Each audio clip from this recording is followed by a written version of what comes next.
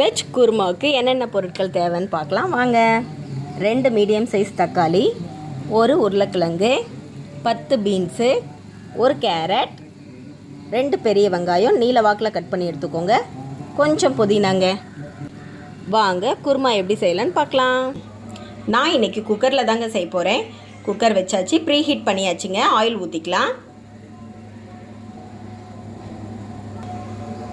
பாருங்கள், பிரியாணி ஸ்பைசஸ் எல்லாமே ஆட் பண்ணிக்கலாம். சோம்பு 1 ஸ்பூனுங்க, பட்டை 2, லவங்கம் 4, கல்பாசி கொஞ்சம், 1 பே லீஃப்ங்க. இது எல்லாமே ஆயிலில் இப்போ ஆட் பண்ணிக்கலாம்.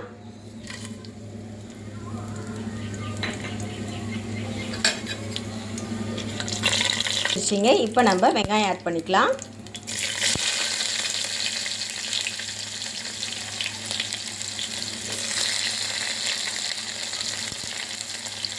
கொஞ்சமாக புதினா ஆட் பண்ணிக்கலாங்க.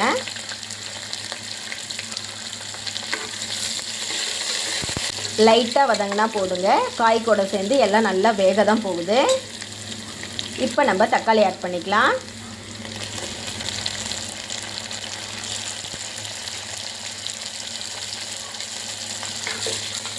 சூப்பராக இருக்குங்க இந்த குருமா. குழந்தைங்களுக்கு நீங்கள் கொடுக்குறதா இருந்தால் காரம் கொஞ்சம் கம்மியாக போட்டுக்கோங்க.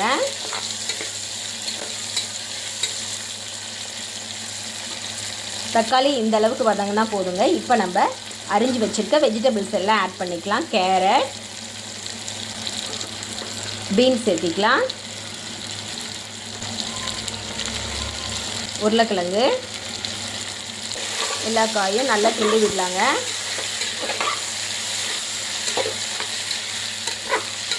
ஒரு 2 நிமிஷம் காய் நல்லா வதங்கட்டுங்க. அதுக்குள்ளே நம்ம தேங்காய் பேஸ்ட் அரைச்சி எடுத்துக்கலாம். குருமாவுக்கு தேவையான பேஸ்ட் அரைச்சிக்கலாம். 1 ஸ்பூன் சோம்பு, 1 ஏலக்காங்க, அதை மிக்ஸி ஜாரில் சேர்த்திக்கலாம். 1 பச்சை மிளகாய், இந்த சைஸில் இஞ்சிங்க, 5 பல் பூண்டுங்க, நான் தோலோடையே சேர்த்திட்டேன். அரை மூடி தேங்காய் எடுத்துக்கோங்க, அதையும் சேர்த்திக்கலாம். 2 ஸ்பூன் பொட்டுக்கடலை சேர்த்திக்கலாங்க. அவ்வளோதாங்க. இதை நைஸ் பேஸ்ட்டாக அரைச்சி இப்போ எடுத்துக்கலாம்.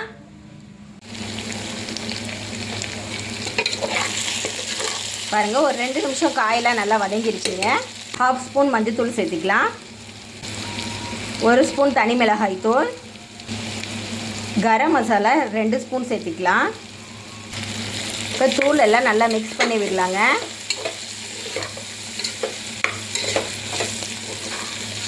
இப்போ நம்ம அரைச்சி வச்சுருக்க பேஸ்ட் ஆட் பண்ணிடலாம்.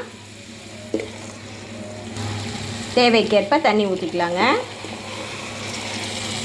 தண்ணி ஊற்றி நல்லா மிக்ஸ் பண்ணி விடலாம். இந்த குருமா சப்பாத்தி, இட்லி, தோசை எல்லாத்துக்குமே சூப்பர் சைட் டிஷ்ஷாக இருக்குங்க.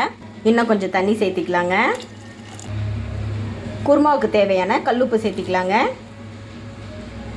அவ்வளோதாங்க. இப்போ நம்ம குக்கரை க்ளோஸ் பண்ணி 2 விசில் விடலாங்க. ப்ரெஷர் அடங்கிருச்சுங்க. இப்போ குருமா ஓப்பன் பண்ணி பார்த்துடலாம். பாருங்கள், குருமா எவ்வளோ கலர்ஃபுல்லாக இருக்குன்ட்டு. இப்போ நம்ம புதினா கொஞ்சம் தூவிடலாங்க.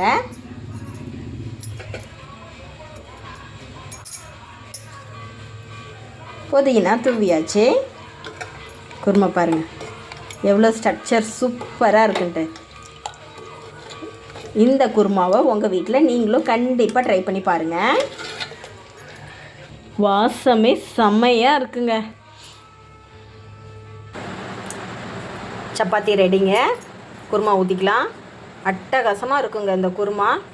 புரட்டாசியில் சிக்கன் குருமா, மட்டன் குருமா எதுவுமே செய்ய முடியாது. இந்த மாதிரி வெஜ் குருமா செஞ்சு கொடுத்து பாருங்கள். சிக்கன் மட்டன் குருமாலாம் தோற்று போயிடுங்க. பாருங்கள் எவ்வளோ கலர்ஃபுல்லாக அழகாக இருக்குன்ட்டு. வாங்க சப்பாத்தி சாப்பிட்லாம். பாருங்கள் சப்பாத்தி எவ்வளோ சாஃப்டாக இருக்குன்ட்டு. சப்பாத்தி ரெசிபி இன்னொரு நாள் நான் உங்களுக்கு அப்லோட் பண்ணுறேங்க.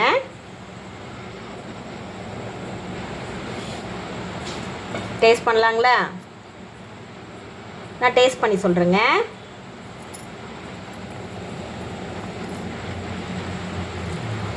அருமையாக இருக்குங்க. நீங்களும் உங்கள் வீட்டில் கண்டிப்பாக ட்ரை பண்ணி பாருங்கள்.